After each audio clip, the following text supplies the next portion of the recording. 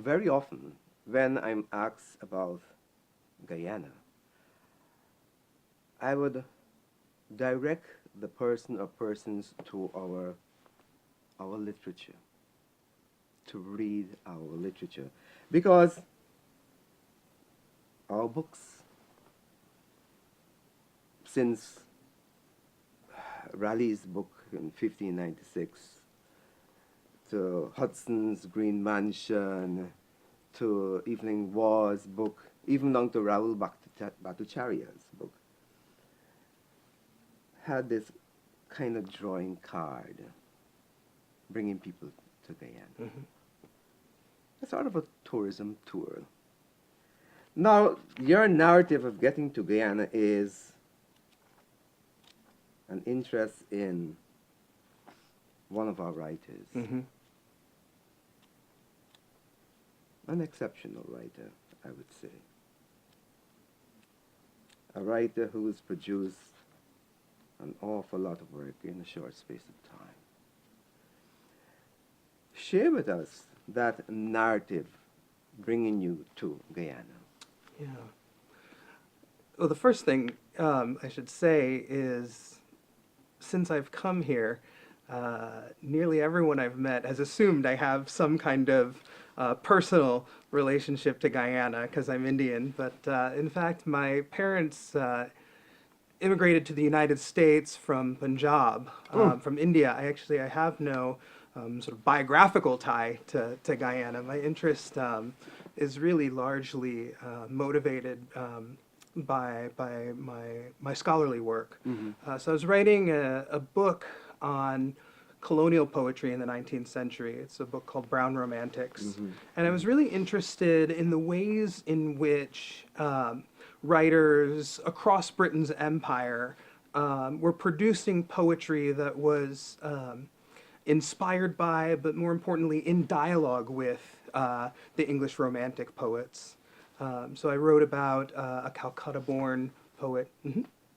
You talk about across the British Empire, which was a huge draw. Enormous. So I focus Enormous. on three specific areas Yeah. within that.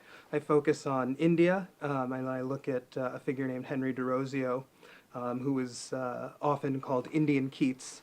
And I look at Australia with the national poet Henry Lawson.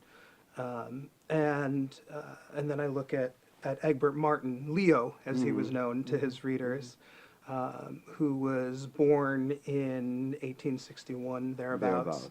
And was, as you said before, incredibly prolific, especially in the decade of the 1880s. So my interest in Leo was sparked by, I had seen David Dabadine's, I think you have it there, edition of Leo's selected poems. And in it, there's a reference to his sort of relationship to the English Romantics, by whom we mean Wordsworth, Coleridge, Keats, Shelley, those figures. And so that sort of prodded me to dig deeper into his work and to see what kind of relationship between Leo and early 19th century English poetry existed. In the course of digging into him and into his work, I located a number of uncollected works, including poems published in The Colonist, The Argosy, The Daily Chronicle, all of Georgetown's... These are local newspapers. Yeah, all of Georgetown's major local newspapers at the time. Poems. Some of us do not know that. That's right. We need to underline that. It's good to sort of highlight the fact that, well, yeah, I mean, this is a period of history that, is easily forgotten, just as in many ways Leo himself has been. So I uncovered a lot of work by him, poems that hadn't been published, essays he wrote, and one of the most exciting finds was this edition right here, was Scriptology, which was at the held at the Moreland Spingarn Library in the United States. And thanks to an invitation from David Dabadine, I was encouraged to to do a new edition of this for the Guyana Classics Library, with a little introduction. All of this is now going into scriptology, the works that appeared in his two collections of poems, Leo's Poetical Works and Leo's Local Lyrics. And all the essays I found and the poems I found are going into an edition called The Collected Works of Egbert Martin, which I'm currently in the country finishing researching. Scriptology, interesting, intriguing name. And I think there's something here that I'd like to quote before we go into scriptology that says that scriptology is about writing. A curious guy, well-read. Extremely well read. Extremely well-read, because in intertextually you'll find these little notes referring to writers.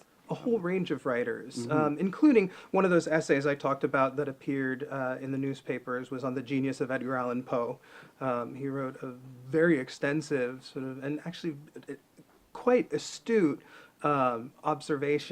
series of observations about Edgar Allan Poe's work. But throughout his work, you'll find references to some of the romantics that I mentioned earlier, as well as Tennyson, lesser-known figures now, such as Henry Kirke White, James Montgomery. Wow. Yeah, I mean, he had read copiously. Yeah. It means that, let's locate Egbert Martin, Georgetown, Guyana. It means at that time that Georgetown was not a backwater culture. Not by any means. No, really, by the 1880s, when he was writing, there was a real burgeoning middle class, which he was generally part of, and especially important, an emerging middle-class black audience. So, I mean, one of the things that sets, we haven't talked about this, Martin, aside from his contemporaries, is he really is one of the very first Afro-Guyanese writers to be working in the sort of poetic tradition. Prior to Martin, there were others. They tended to be settlers who were educated abroad and then came and settled in Guyana and wrote poetry here. But Martin was Guyana born and raised. He was lived his whole life in Georgetown, as far And as we know. published. Most of them were published there. Some of the works were published here. Actually, his first collection of poems, Leo's Poetical Works, was published in 1883 in London, and disseminated, actually both in London, copies are here, copies made their way into the United States. He had a fairly significant audience, considering the fact that Guyana at the time was still a sort of colonial outpost, not a sort of major hub of literary production. But his work was reviewed in New York, in London. Excerpts of his poetry appeared in Boston. So yeah, he had a fairly wide reach. In fact, the sort of towering figure of the American Harlem Renaissance in the 1920s and 30s, this fellow Arthur Schomburg, for whom the Arthur Schomburg Library in New York is now named, he called Martin one of the greatest Negro poets in history. I'm wondering, you mentioned the Harlem Renaissance. There was another writer, Eric Waldron. Yeah. Right. Yeah. So who was part of that movement? In fact, it was Eric Walrond who sort of is our link between Arthur Schomburg and Egbert Martin. Research must be really sweet. It's very interesting. So there's an essay in Crisis, which was the journal of the NAACP, and Eric Walrond recounts this story of going to Schomburg's personal library, and that's where he was first introduced to Egbert Martin. Schomburg pulls a copy of Leo's Poetical Works off the shelf and begins reading and stunning the audiences and saying, I mean, especially sort of influential to Warren, right? This is, this is among the highest literature that we have from Black peoples, and it's not well known, right? Guyanese people knew him back in the day, but he was already by the 1920s and 30s starting to fade from sort of cultural memory. Although there had been efforts starting in 1930, really, with Clement Gomez, a local writer, to really solidify Martin's important position in the history of Guyanese and West Indian literature more broadly. Yeah, I remember making that note in Kike Overall of 1946.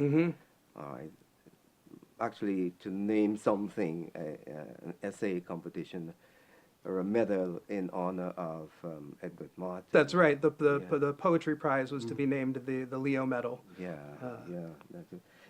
We academics like to, you academics like to put people in categories, but there are lots of things going for Egbert Martin.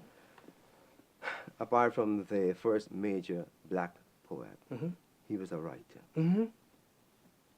Let's look at his prose writing for a little bit. Yes. All right. And I like this. I like this, what he says about his scriptology.